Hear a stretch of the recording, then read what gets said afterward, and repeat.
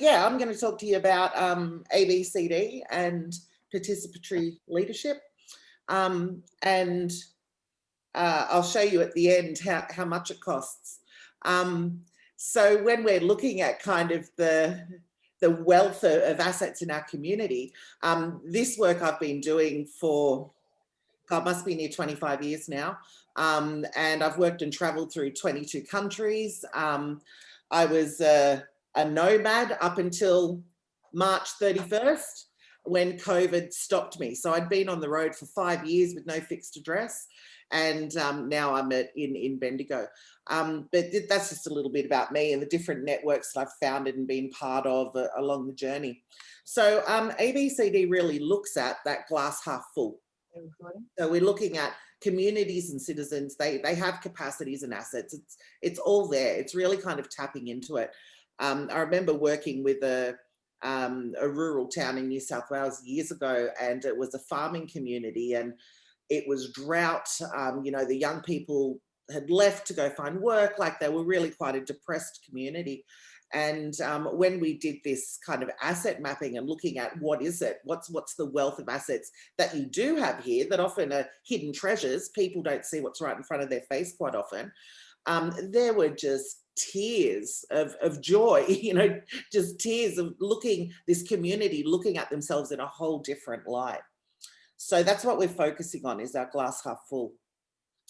So it is asset-based, and assets look a little bit different than what commercially you might think of assets, and I'll show you them in a second. It is relationship-driven. It is really built on maintaining, nurturing, and strengthening relationships, and it is locally focused. It needs to be. It needs to be locally focused. There is not a cookie-cutter model for this. And in the thousands of communities I've worked in or worked alongside, I've never applied it the same. It's always different depending on what's there. So these are the 6 assets that we can connect to.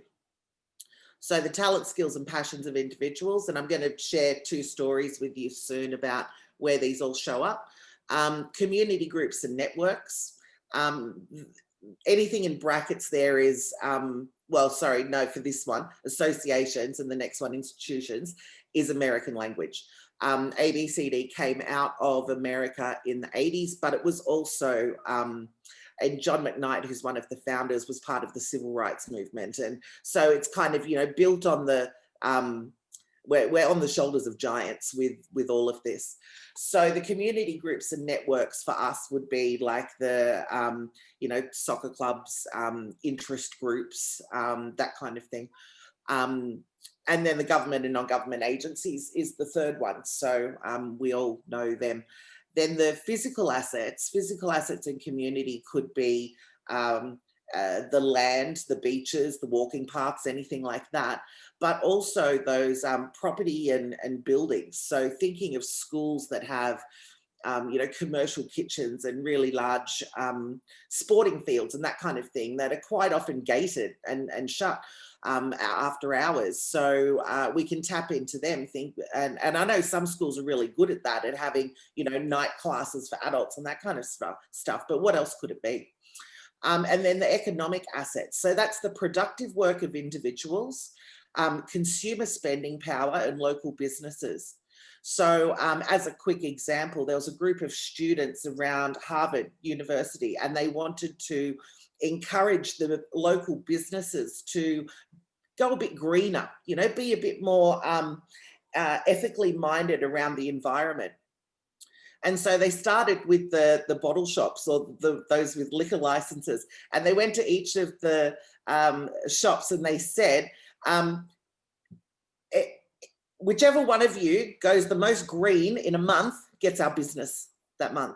And so they started to change and really adapt the practices of local businesses, and they kept it going, you know, for a while. So everyone had a chance to get their money of the month. So yeah, just thinking of that as an economic asset, we look at, where do people spend their money? Do they go and buy at the local shop, or do they drive 20 minutes to Westfield? So how do we keep those dollars circulating in community? And then the last one is the stories, heritage, local identity and values. So as an example, when I was working in Gundagai, they've got the dog on the tucker box. Like it's this really, you know, huge story that we can kind of tap into of what that means. When I've worked in Tamworth, it was around country music and equestrian events. So, you know, what is the local story that we can also tap into? Who are the local identity? What are their values? Oh, why did that stop clicking for me? There we go. So here's one of the examples I'd like to share. So this is some work I did in Jakarta, and it was with all the local childcare services. And what they were looking at was how they could implement foster care in Jakarta.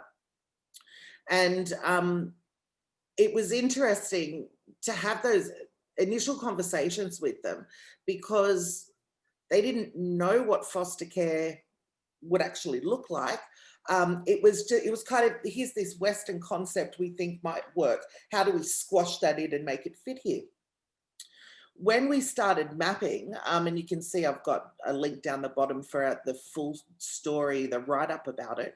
But when we started mapping from a systems mapping into like organizational mapping, community mapping and individual mapping, we found this little kernel, this wonderful little piece that they already have called Kinship Care.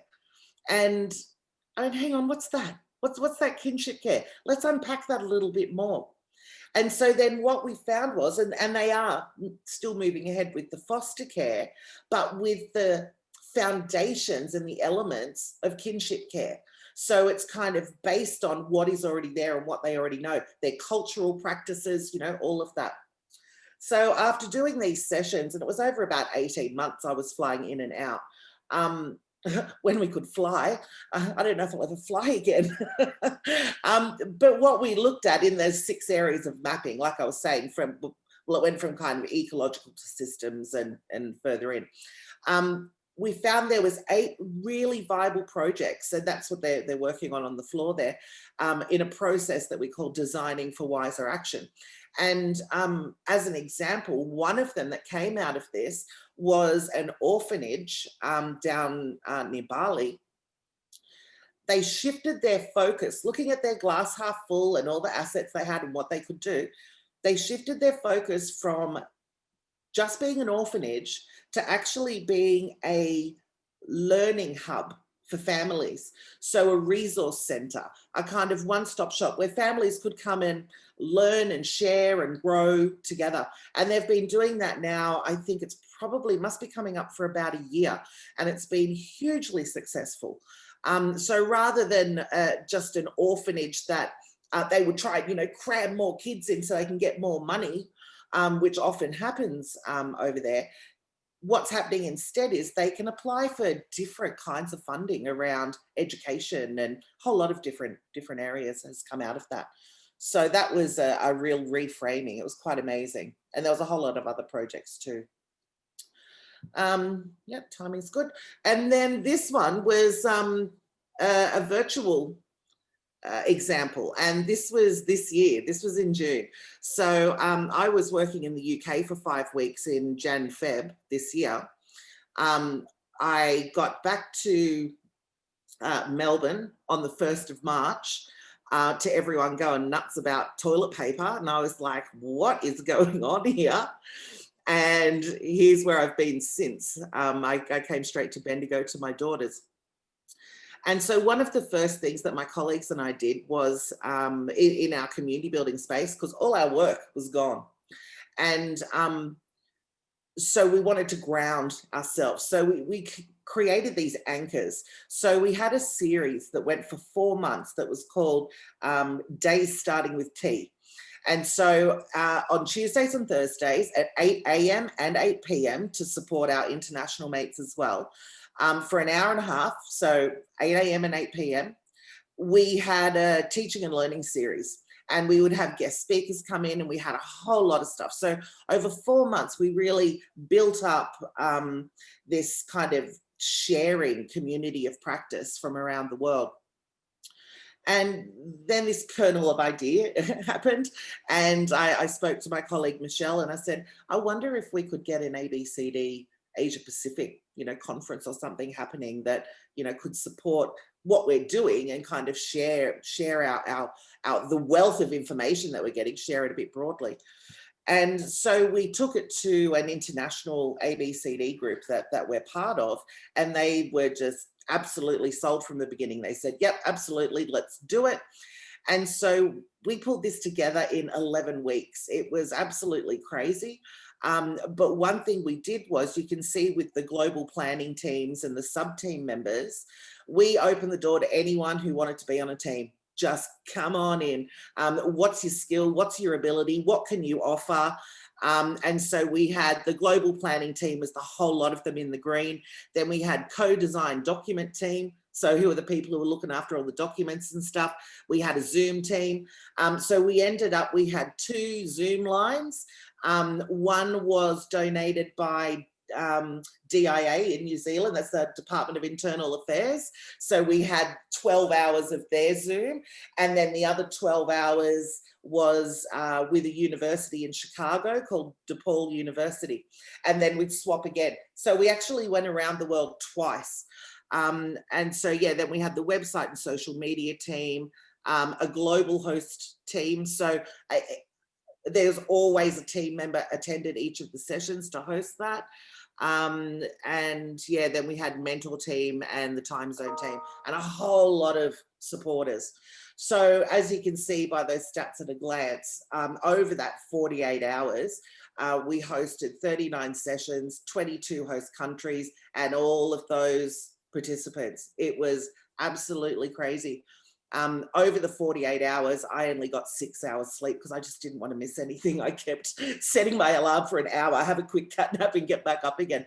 It was just fabulous. And one of our team did the graphic harvest down the bottom. So that pathway of the graphic harvest actually walks through the 48 hours and the 22 countries.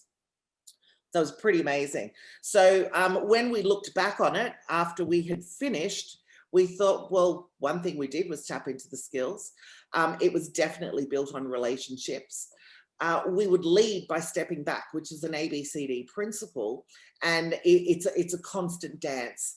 It is, if someone needs your support, kind of like a safety net, help them up. If you can offer a skill, you do. You step up into leadership when it's needed and step back when not. And so that's how we all operated. It was amazing. And in the end, it cost us $48.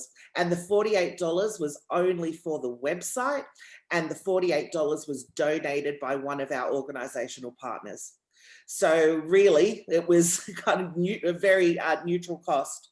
So that's an online example in comparison to Jakarta. So just lastly, appreciative inquiry is another methodology that we blend a lot with our work, because appreciative inquiry does this. It's doing more of what works, right? That's what we want. Whereas a problem-solving focus, we're doing less of something we don't do well anyway. Like, it just doesn't even make sense to kind of look at it like that. So we're definitely future focused. We don't ignore the problems and issues, but what we do is start with strengths and assets. And when we start with those strengths and assets, we find what we've got and what we need to actually address those challenges.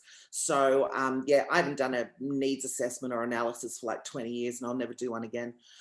So yeah, we want to do more of what does work. So that is that in a nutshell. I'll just stop sharing my screen.